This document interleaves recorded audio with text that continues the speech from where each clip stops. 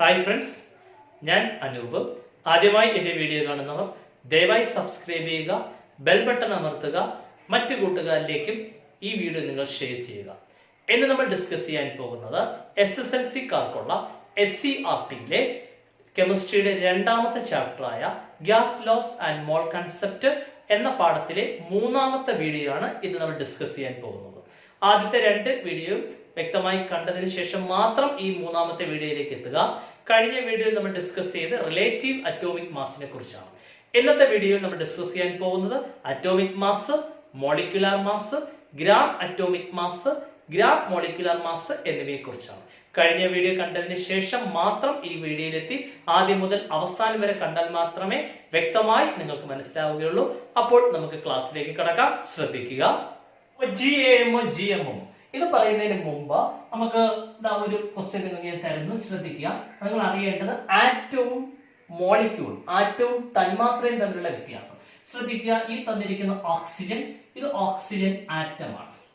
ഈ തന്നിരിക്കുന്ന oxygen atom. എന്നാൽ ഇപ്പോൾ ഞാൻ എഴുതിയിരിക്കുന്നത് നോക്കാം, O2. ഈ എഴുതിയിരിക്കുന്ന ഓക്സിജന്റെ മോളിക്യൂൾ അല്ലെങ്കിൽ തന്മാത്ര. ഓക്സിജന്റെ മോളിക്യൂൾ, ഓക്സിജൻ O2 എന്നുള്ള മോളിക്യൂൾ മാത്രമല്ല O3 എന്ന് പറയുന്ന മോളിക്യൂളും ഉണ്ട്. അറിയാലോ, ഡയറ്റോമിക്കോ അല്ല അറ്റോമിക്കോ ആണ്, ട്രൈ അറ്റോമിക്കോ ആണ്. ഓക്കെ, അതുപോലെ ഒന്ന് നോക്കാം. നൈട്രജൻ എന്ന് എഴുതി കഴിഞ്ഞാൽ ഇതിന്റെ അർത്ഥം ആറ്റം, കാരണം ഒരാൾ മാത്രമേ ഉള്ളൂ. N1 nitrogen is an atom. എന്നാൽ അതിന്റെ മോളിക്യൂൾ എന്ന് പറയുന്നത് N2. N2 എന്ന് പറയുന്നത് നൈട്രജൻ മോളിക്യൂൾ. അതുപോലെ നമുക്ക് എഴുതാം ഹൈഡ്രജൻ H. ഇത് ആറ്റമാണ്. ഹൈഡ്രജൻ എന്ന് പറയുന്നത് ആറ്റമാണ്. എന്നാൽ അതിന്റെ മോളിക്യൂൾ എന്ന് പറയുന്നത് H2 is a hydrogen molecule. ഹൈഡ്രജന്റെ മോളിക്യൂൾ ആണ് H2. ഓക്കെ ഓക്കെ, അപ്പൊ ഇനി നമുക്ക് നോക്കാം ഫ്ലോറിൻ. ഓക്കെ, F ഇത് ഫ്ലോറിന്റെ ആറ്റം. എന്നാൽ അതിന്റെ മോളിക്യൂൾ എന്ന് പറയുന്നത് F2. ഇതും ഡയറ്റോമിക് ആണ്, ഫ്ലോറിൻ മോളിക്യൂൾസ്. ഓക്കെ, ഇത് ക്ലോറിൻ, Cl, ക്ലോറിൻ ആറ്റം. ഇത് ക്ലോറിൻ മോളിക്യൂൾ.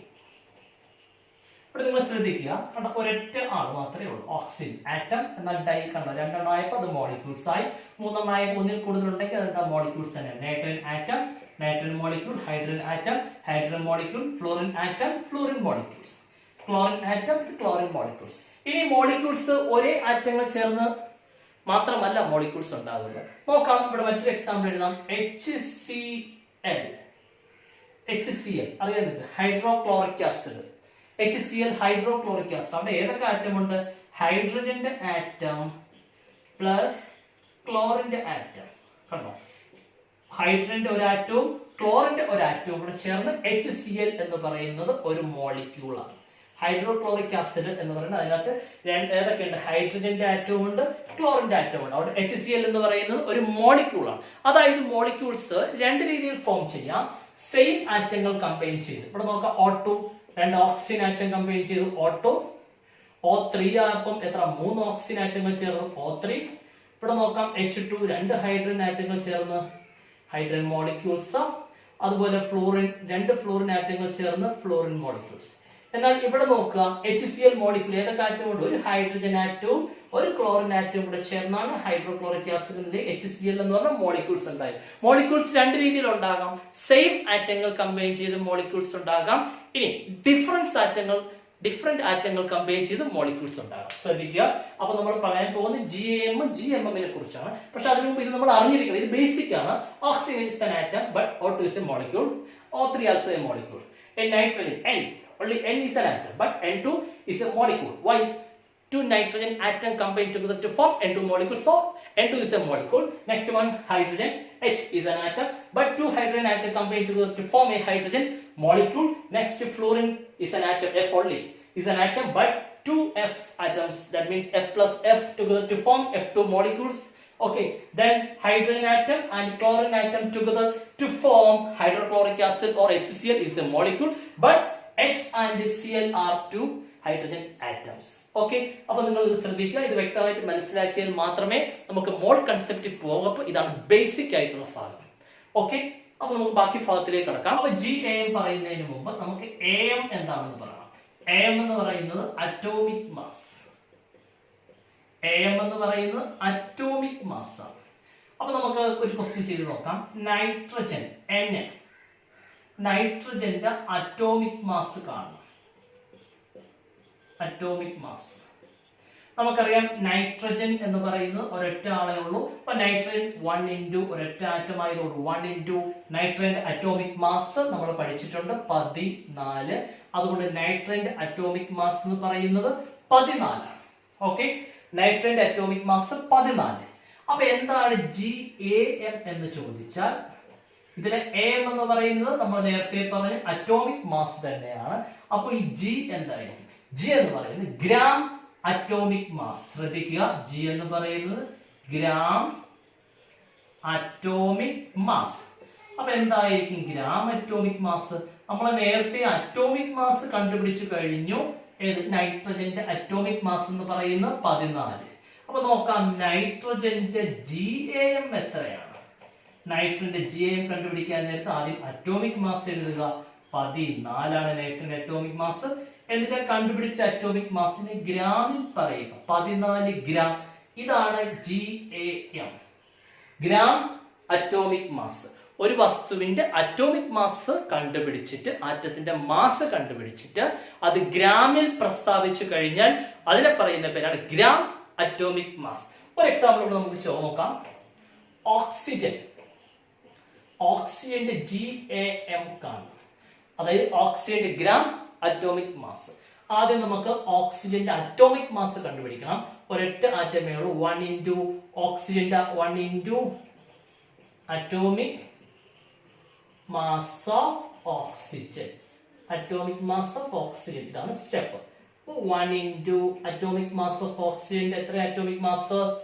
ഓക്സിജന്റെ അറ്റോമിക് മാസ് എത്രയാണ്? നമുക്കറിയാം, ഓക്സിജൻ അറ്റോമിക് മാസ് 16. 1 ഇൻറ്റു 16. ഇനി ഗ്രാം അറ്റോമിക് മാസ്, അപ്പം അത് ഗ്രാമിൽ പ്രസ്താവിക്കണം. 16 ഗ്രാം. അതായത് 16 ഗ്രാം ആണ് ഓക്സിജന്റെ ഒരു GAM.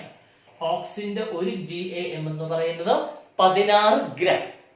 ഒന്നുകൂടെ നമുക്ക് ചെയ്തു നോക്കാം. അപ്പൊ ഓക്സിജനായി ക്ലോറിന്റെ GAM കാണും. ശ്രദ്ധിക്കുക, ഗ്രാം അറ്റോമിക് മാസ് ഇവിടെ ആറ്റം ആയിരിക്കണം. ഗ്രാം അറ്റോമിക് മാസ് പ്രസ്താവിക്കാൻ നേരത്തെ അത് ആറ്റം ആയിരിക്കും. നമുക്കറിയാം, oxygen is an atom, chlorine is also an atom. Gram atomic mass. അപ്പൊ ക്ലോറിന്റെ കണ്ടുപിടിക്കാൻ പോകും. ഒരൊറ്റ ആളെ കാണും. 1 into atomic mass of chlorine. 1 into atomic mass of chlorine എത്രയാണ്? 35.5. സോ ടോട്ടൽ 35.5 ഗ്രാം ക്ലോറിൻ എടുത്താൽ അത് എത്രയായിരിക്കും? 1 GAM ആയിരിക്കും. ഓക്കെ, അപ്പൊ ക്ലോറിന്റെ 1 GAM is equal to 35.5 gram. Okay, ബാക്കി കുറച്ചും കൂടെ നമുക്ക് എക്സസൈസ് ചെയ്ത് നോക്കാം. ഗ്രാം അറ്റോമിക് മാസ് ഹൈഡ്രജന്റെയും ഹീലിയത്തിന്റെയും സൾഫറിന്റെയും ഗ്രാം അറ്റോമിക് മാസ് ആണ്. ഈ ഗ്രാം അറ്റോമിക് മാസ് കണ്ടുപിടിക്കുന്നതിന് മുമ്പ് ആദ്യം നമ്മൾ അതിന്റെ അറ്റോമിക് മാസ് എത്രയാണെന്ന് കണ്ടുപിടിക്കുക.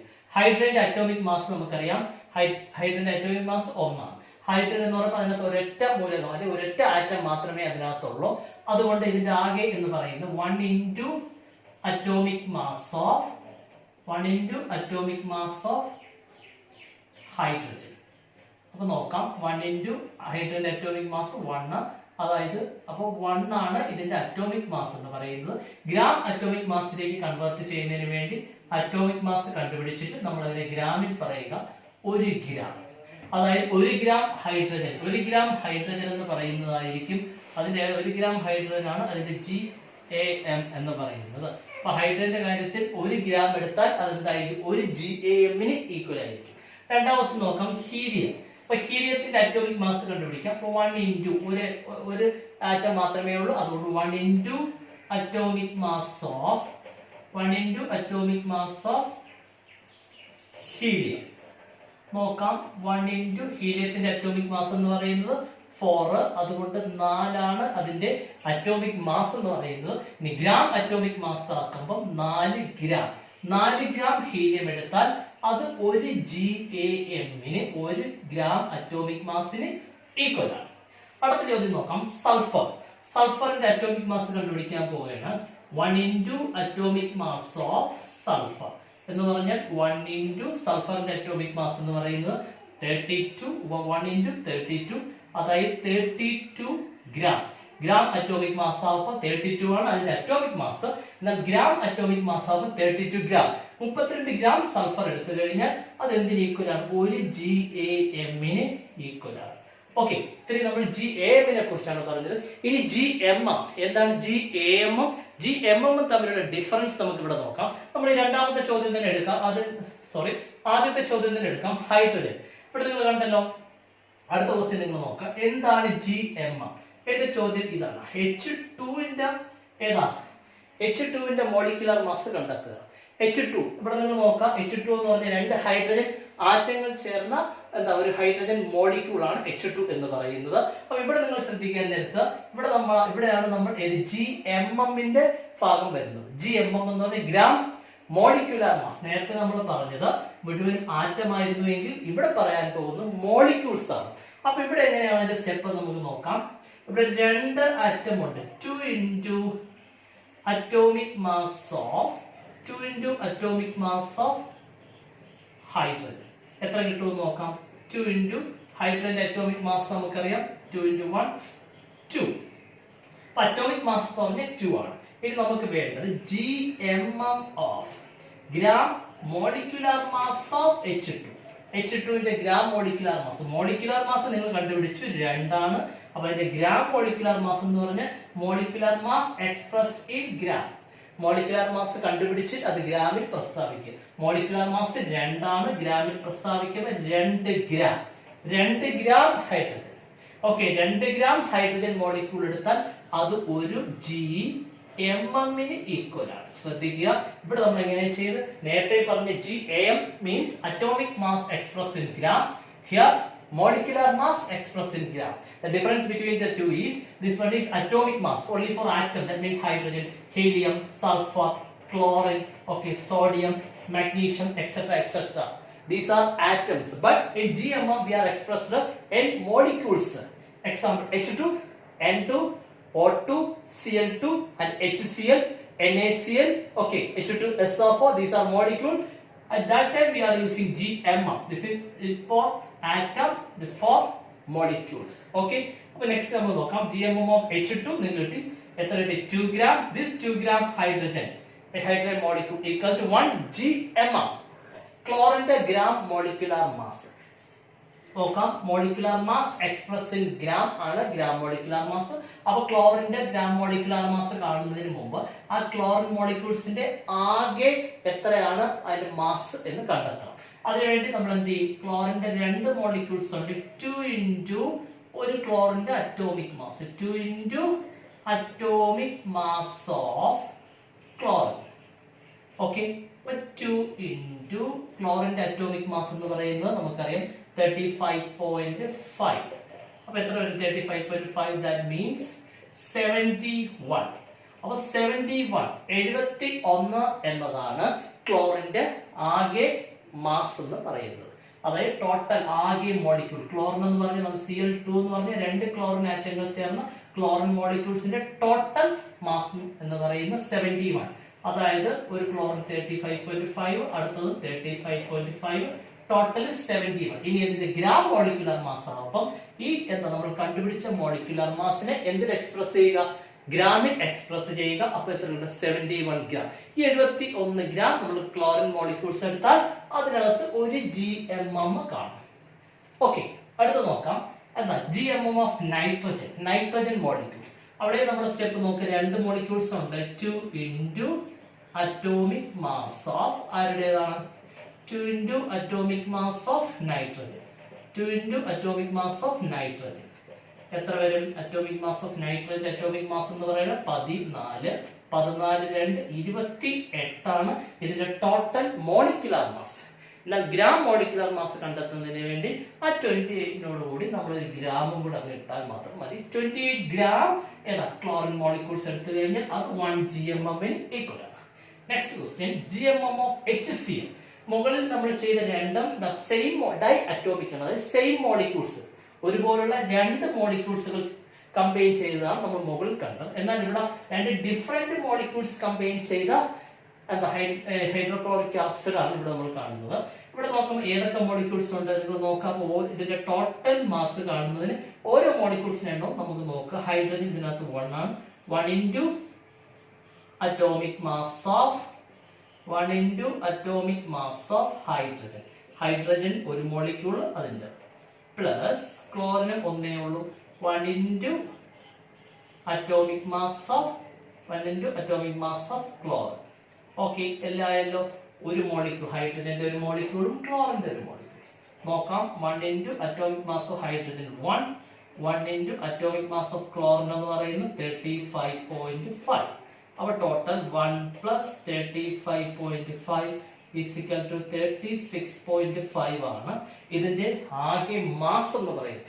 HCl മോളിക്യൂൾസിന്റെ ആകെ മാസ് എന്ന് പറയുന്നത് 36.5 ഗ്രാം. ഓക്കെ, ഇനി ഇതിന്റെ ഗ്രാം മോളിക്യൂൾ മാസ് കണ്ടെത്തുന്നതിന് വേണ്ടി അതിനോടൊപ്പം ഒരു ഗ്രാമും കൂടെ എടുക്കുക. 36.5 ഗ്രാം HCl എന്ന് പറയുന്നത് 1 GMM ഈക്വൽ ആണ്. Gram molecular mass. ക്വസ്റ്റ്യനിലേക്ക് കടക്കാം. അടുത്ത ക്വസ്റ്റ്യൻ ശ്രദ്ധിക്കുക. GMM ഓഫ് സൾഫ്യൂരിക് ആസിഡ് അല്ലെങ്കിൽ H2SO4, അതായത് സൾഫ്യൂരിക് ആസിഡിന്റെ ഗ്രാം മോളിക്യുലർ മാസ് എങ്ങനെ കണ്ടെത്താം നോക്കാം. സൾഫ്യൂരിക് ആസിഡിന്റെ ഗ്രാം മോളിക്യുലർ മാസ് കണ്ടെത്തുന്നതിന് വേണ്ടി ആദ്യം നമ്മൾ അറിയേണ്ട സൾഫ്യൂരിക് ആസിഡ് അതിനകത്ത് 2 ഹൈഡ്രജൻ മോളിക്യൂളും 1 സൾഫർ മോളിക്യൂളും ഇനി 4 ഓക്സിജൻ മോളിക്യൂൾസും ചേർന്നതാണ് സൾഫ്യൂരിക് ആസിഡ്. ഇതിന്റെ ആകെ എന്താ മോളിക്യുലർ മാസ് ആദ്യം നമുക്ക് കണ്ടുപിടിക്കാം. ഇതിന്റെ ആകെ മോളിക്യുലർ മാസ് കണ്ടുപിടിച്ചിട്ട് അത് ഗ്രാമിൽ എങ്ങനെ എക്സ്പ്രസ് ചെയ്യാം എന്ന് നോക്കാം. അപ്പോൾ നോക്കാം, ഇതിന്റെ മോളിക്യുലർ മാസിനെ ആദ്യം കണ്ടുപിടിക്കുകയാണ്. അതായത് GMM ഓഫ് H2SO4. ശ്രദ്ധിക്കുക, സ്റ്റെപ്പ് ശ്രദ്ധിക്കുക. 2 into atomic mass of hydrogen. 2 into atomic mass of hydrogen. ഹൈഡ്രജന്റെ അറ്റോമിക് മാസ് ഇതാണ് ആ 2 into atomic mass of hydrogen plus ബാക്കി sulphur 1 into atomic mass of sulfur. 1 into atomic mass of sulfur plus ഇനി എത്ര oxygen ഉണ്ട്? 4. 4 into atomic mass of oxygen. Okay, ഇനി എല്ലാം കൂടെ നമുക്ക് നോക്കാം. 2 into atomic mass of hydrogen 1 plus 1 into atomic mass of sulfur നോക്കുക. സൾഫറിന്റെ 32 plus 4 into atomic mass of oxygen. ഓക്സിജന്റെ നോക്കാം 1 into 16. 4 into 60 നോക്കാം. ടോട്ടൽ 2 plus 32 plus 64 ടോട്ടൽ നമ്മൾ ചെയ്യുമ്പോൾ 98. 98 ആണ് ഇതിന്റെ ആകെ മോളിക്യുലർ മാസ് എന്ന് പറയുന്നത്. ഇനി ഗ്രാം മോളിക്യുലർ മാസ് കാണുന്നതിന് വേണ്ടി ഈ മോളിക്യുലർ മാസിനെ എന്ത് ചെയ്യുക? നമ്മൾ ഗ്രാമിൽ പ്രസ്താവിക്കുക. അതായത് 98 ഗ്രാം. അടുത്ത ക്വസ്റ്റ്യൻ നോക്കാം. Gram molecular mass of magnesium hydroxide. Magnesium ഹൈഡ്രോക്സൈഡിന്റെ ഗ്രാം മോളിക്യുലർ മാസ് എങ്ങനെ കണ്ടെത്താം നോക്കാം. ഇതിനകത്ത് നമ്മൾ ശ്രദ്ധിക്കേണ്ട കാര്യം, ഇവിടെ ഒരു മാഗ്നീഷ്യം 1 OH നോക്കുക, നമ്മുടെ ബ്രാക്കറ്റ് ഇട്ടിട്ടുണ്ട്. OH ട്വൈസ് ആണ്. അതായത് ഇവിടെ ഓയും 2 ഉണ്ട്, അതായത് ഓക്സിജനും 2 ഉണ്ട്, ഹൈഡ്രജനും 2 ഉണ്ട്. അപ്പൊ ഇത് കണ്ടുപിടിക്കാൻ നമുക്ക് നോക്കാം. സ്റ്റെപ്പ് നോക്കുക, ശ്രദ്ധിക്കുക. ആദ്യം 1 into atomic mass of, complete ഞാൻ എഴുതുന്നില്ല, 1 into atomic mass of magnesium. മഗ്നീഷ്യത്തിന്റെ അറ്റോമിക് മാസ് പ്ലസ് എത്ര ഓക്സിജൻ ഉണ്ട്? 2 എണ്ണം. 2 into atomic mass of oxygen. നിങ്ങൾ കംപ്ലീറ്റ് സ്റ്റെപ്പ് എഴുതണം. 2 into atomic mass of oxygen plus എത്ര hydrogen? 2. 2 into atomic mass of hydrogen. നോക്കാം ടോട്ടൽ എത്ര കിട്ടുമെന്ന് നമുക്ക് നോക്കാം. 1 into atomic mass of magnesium. മഗ്നീഷ്യത്തിന്റെ അറ്റോമിക് മാസ് നമുക്കറിയാം. മഗ്നീഷ്യം അറ്റോമിക് നമ്പർ 12, അതിന്റെ മാസ് നമ്പർ എന്ന് പറയുന്നത് 24. മഗ്നീഷ്യം 24. ഓക്കെ, നോക്കാം. 1 into 24 plus 2 into atomic mass of oxygen. 2 into ഓക്സിജന്റെ അറ്റോമിക് മാസ് നമുക്ക് നോക്കാം. 16 പ്ലസ് അടുത്ത 2 into atomic mass of hydrogen. 2 into atomic mass of hydrogen 2 into hydrogen 1. Total 24 plus 32 plus 2. എത്ര കിട്ടും? 32 plus 2 34. ബാക്കി 24 34 44 54 58 58 ആണ് ഇതിന്റെ ആകെ മോളിക്യുലാർ മാസ്. ഇനി ഈ മോളിക്യുലാർ മാസിനെ നമുക്ക് എന്തിൽ എക്സ്പ്രസ് ചെയ്യണം? ഗ്രാമിൽ എക്സ്പ്രസ് ചെയ്യുമ്പോഴാണ് ഗ്രാം മോളിക്യുലാർ മാസ്. അതുകൊണ്ട് 58 ഗ്രാം. ഓക്കെ, അപ്പൊ ഇത്രയും കാര്യങ്ങൾ നിങ്ങൾക്ക് വ്യക്തമായി മനസ്സിലായി. GAM ഉം GMM ഉം വ്യക്തമായി നിങ്ങൾക്ക് മനസ്സിലായി എന്ന് ഞാൻ കരുതുന്നു. GAM അപ്പം ഗ്രാം അറ്റോമിക് മാസ്. അവിടെ atomic mass expressed in gram. എന്നാൽ GMM-ലാണെങ്കിൽ molecular mass expressed in gram. രണ്ടിനും തമ്മിലുള്ള ഡിഫറൻസ് മെയിൻ ആയിട്ട് ചോദിച്ചാൽ ആദ്യം പറഞ്ഞത് ആറ്റവും രണ്ടാമത് പറഞ്ഞത് മോളിക്യൂൾസുമാണ്. GAM ആണെങ്കിൽ ആറ്റം ആയിരിക്കും, GMM ആണെങ്കിൽ അത് മോളിക്യൂൾസ് ആയിരിക്കും. മോളിക്യൂൾസ് രണ്ട് രീതിയിൽ ഫോം ചെയ്യാം. സെയിം ആറ്റം കമ്പൈൻ ചെയ്ത് മോളിക്യൂൾസ് ഉണ്ടാകാം, ഡിഫറെന്റ് ആറ്റം കമ്പൈൻ ചെയ്ത് മോളിക്യൂൾസ് ഫോം ചെയ്യാം. അപ്പൊ ഇത്രയും കാര്യം വ്യക്തമായി മനസ്സിലാക്കുക. അടുത്ത പോർഷൻ എന്ന് പറഞ്ഞാൽ നമ്മുടെ മോൾ കൺസെപ്റ്റ് ആണ്. അതിലേക്ക് നമ്മൾ ഡയറക്റ്റ് ആയിട്ട് കയറുകയാണ്. ഇത്രയും കാര്യം വ്യക്തമായി അറിയാമെങ്കിൽ മാത്രമേ അടുത്ത പോർഷൻ നിങ്ങൾക്ക് മനസ്സിലാവൂ. അതുകൊണ്ട് എല്ലാവരും ഇത് വ്യക്തമായി കാണുക. SLCക്ക് വളരെ ഇമ്പോർട്ടന്റ് ആണ്. PSC പരീക്ഷകളിൽ മോളിക്യുലാർ മാസ് ഉറപ്പായിട്ടൊരു ചോദ്യം പല ഡിഗ്രി ലെവൽ ക്വസ്റ്റ്യനിലും കണ്ടിട്ടുണ്ട്. അപ്പൊ നിങ്ങൾ വ്യക്തമായി നോക്കുക. എല്ലാം മനസ്സിലായി എന്ന് കരുതുന്നു. അപ്പൊ ബെസ്റ്റ് ഓഫ് ലക്ക്.